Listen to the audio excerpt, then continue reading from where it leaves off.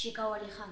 Павлодар қаласы Бауыржан Момышұлы атындағы жалпы орта білім беру мектебінің 4-ші З сынып оқушысымын.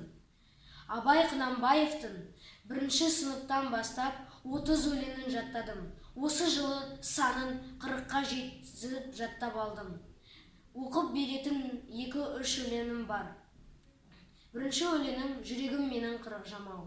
Жүрегім менің қырық жамау, қиянатшыл дүниеден қайтып аман қалсын сау, қайтқаннан соң әрнеден.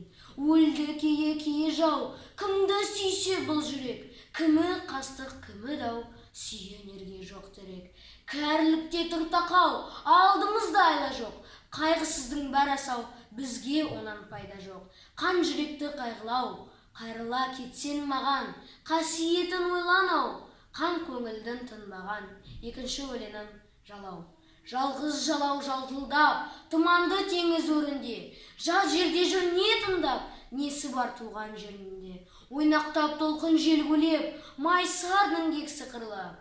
Ол жүрген жоқ бақ іздеп, қашпайды бақтан бойды ұрлап. Астында дария көк майдан, үстінде сәуле алтын күн. Қарашы, ол бүлік Құдайдан, сұрайды дауыл күні түн.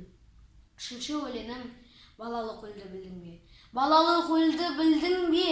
Жігіттікке келдің бе? Жігіттік өтті көрдің бе? Кәрілікке көндің бе? Кім біледі сен кәпір, баяндыдан сөндің бе? Баянсызға төндің бе? Әлде айналып кім білер, боталы түйе секілді қорадан шықпай өлдің бе?